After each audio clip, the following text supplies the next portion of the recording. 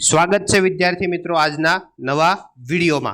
ધોરણ 10 વિષય સંસ્કૃત પાઠ નંબર 9 ચક્ષુષ્માન અંધ એવ આંખો વાળો હોવા છતાં અંધ જ છે। પ્રસ્તાવના જોઈએ। સંસ્કૃત સાહિત્યમાં બાણભટ્ટ ગદ્ય સમ્રાટ તરીકે જાણીતા છે। તેઓ 7મી સદીના પૂર્વાર્ધમાં સમ્રાટ હર્ષવર્ધનના સમયમાં उत्तर भारत में थई गया। तेमनो जन्म वत्स गोत्र में थयो हतो। तेमना पितानुं नाम चित्रभानु अने मातानुं नाम राजदेवी हतुं। तेमणे हर्षचरित अने कादंबरी नामे गद्य काव्यना 2 ग्रंथो रच्या छे। आ पैकी कादंबरीनुं कथावस्तु काल्पनिक छे, ज्यारे हर्षचरितनुं कथावस्तु ऐतिहासिक छे। पोताना समकालीन सम्राट हर्षवर्धनना जीवनना केटलाक प्रसंगोनुं आ हर्षचरित में निरूपण करवामां आव्युं छे। तेमां कुल 8 प्रकरणों छे, जेने उच्छ्वास नाम आपवामां आव्युं छे। आ पाठ हर्षचरितना प्रथम उच्छ्वासमांथी लेवामां आव्यो छे, संपादित करीने लेवामां आव्यो छे। पितामह ब्रह्मानी सभामां दुर्वासाना सामवेदना मंत्रनुं गान करता हता, त्यारे तेओ कोई कारणथी अन्य मुनि साथे झगड़ी पड्या अने मंत्रमा गानमा भूल थई गई। आथी देवी सरस्वती ने हसवुं आव्युं। हसी रहेला सरस्वती ने जोईने दुर्वासा गुस्से भराया। गुस्सामां ने गुस्सामां भान भूलेला दुर्वासाए सरस्वती ने पृथ्वी पर अवतरवानो शाप आपी दीधो। दुर्वासाना क्रोधी स्वभावथी डरीने अन्य ऋषिमुनिओ तो मौन ज रह्या, पण पितामह ब्रह्माए दुर्वासाने कठोर शब्दोमां ठपको आप्यो। ब्रह्माए आपेला ठपकानुं आ पाठमां वर्णन छे। क्रोधथी माणसनी मति सारा के नरसानो भेद करी शकती नथी, तेथी ते आंखो वाळो होवा छतां अंध ज बनी रहे छे। मानवामां मनमा प्रगटता क्रोधथी शरीरने शीशी प्रक्रिया थाय छे, ते अने क्रोधने लीधे आवी पड़नारा दुष्परिणामों तरफ अहीं अंगुली निर्देशन करवामां आव्यो छे।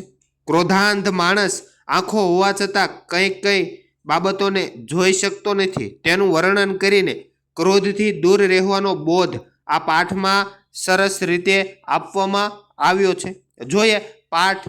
अथ ताम तथा सप्ताम सरस्वतीं दृष्टा पितामहो मंगलपटनेहनेव स्वरेण आशाः पूरयन् सुधीरं दुर्वासम् उवाच। हवे ते सरस्वती ने ते प्रमाणे शापित थयेली जोईने पितामह ब्रह्माजीए मंगलकारी नगाराना जेवा स्वर वडे दिशाओने भरी देता गंभीरतापूर्वक दुर्वासाने कह्युं, ब्रह्मन् न खलु साधु सेवित्यो पंथाः एनासी प्रवृत्तः। हे ब्राह्मण, खरेखर सज्जनो द्वारा आचरवामां आवेलो मार्ग नथी जेना पर तमे चालो छो। निहत्ये परस्तात ए पासळथी हणी नाखे छे। इंद्रिया स्वमुस्थापिम हि रजः कलुषयति दृष्टिम अनक्षिताम। इंद्रियो रूपी घोड़ाओ द्वारा उडाडवामां आवेली रज संचल आंखोवाळाओनी दृष्टिने मलिन करी नाखे छे। कियद दूरम वा चक्षुरीक्षते, अथवा आंखे केटलुं दूर जुए छे। विशुद्धाः हि धिया पश्यन्ति कृतबुद्धयः सेवान अर्थात असतः सतो वा।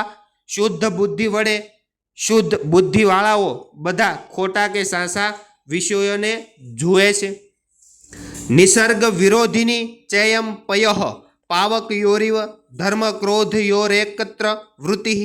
आ प्रकृतिने विरोध करनारी पाणी अने आगनी जेम धर्म अने क्रोधनी एक साथे रहेली वृत्ति जेवी छे। आलोकम पहाय कथम तमसी निमज्जसी। प्रकाश ने छोड़ीने तमे केम अंधकार में डूबी रह्या छो। क्षमा ही मूलम सर्वपतसाम। क्षमाज सर्व समस्यानुं मूल छे, तपस्याओनुं मूल छे। परदोष दर्शन दक्षा दृष्टिरीव कृपिता बुद्धि न ते आत्मदोषम पश्यति। बीजाना दोष जोवामां निपुण दृष्टिनी माफक तमारी क्रोधी बुद्धि તમારા પોતાના દોષને જોતી નથી. કહ મહાતપો ભાર વિવિધતાની કહ પૂરો ભાગિત્વમ, ક્યાં મહાન તપને ભારને વહન કરનારી શક્તિ અને ક્યાં અન્યના દોષ જોવાની વૃત્તિ. અતિ રોષણ ચક્ષુષ્માન અંધ એવ, અતિશય રોષે ભરાયેલો માણસ આંખો વાળો હોવા છતાં અંધ જ છે. નહીં કોપિત કલુષિતા વિમુષિત મતિ કર્તવ્યમ અકર્તવ્યમ વા, અતિશય રોષે ભરાયેલો માણસ છે તે કોપથી મલિન થયેલી બુદ્ધિ કરવા યોગ્ય અને ન કરવા યોગ્ય કાર્યનો વિચાર કરતી નથી. કુપિતસ્ય પ્રથમમ અંધકારી ભવતી વિદ્યા તતો ભૃગુટી, ગુસ્સે થયેલાની વિદ્યા પહેલા નાશ પામે છે, પછી તેની ભમરમાં ફરક પડે છે. આદ્રો ઇન્દ્રિયાણી રાગ સમાસ્કંદતી સરમ ચક્ષુ, શરૂઆતમાં આસક્તિ અને લાલાશ ઇન્દ્રિયો પર આક્રમણ કરે છે, ઇન્દ્રિયોને ઘેરી વળે છે. ત્યાર પછીની આંખને આરંભે તપો ગલતી પશ્ચાત સ્વેદ સલીલમ, પહેલા તપ ગળી જાય છે અને પછી પરસેવો વહે છે. પૂર્વમ અયશ સ્ફૂર્તિ અનંતરમ અધરહ, પહેલા અપયશ અને પછી નિસલો હોઠ ફરકે છે. કથમ લોક વિનાશાય તે, લોકોના વિનાશ માટે. વિષ્પાદવશ્ય જટા વલ્કલાની જાતાની, તમારા જટા અને વલ્ક વસ્ત્રો ઝેડના ઝાડ જેવા કેમ થઈ ગયા છે. અનુચિતા ખલુ અસ્ય મુનિવેશસ્ય આયરિષ્ટીવ વૃતમુક્તા ચિત્તવૃત્તિ, ખરેખર આ મુનિવેશની હારમાળા જેવી સદાચાર રહી મનોવૃત્તિ અનુચિત થઈ ગઈ છે.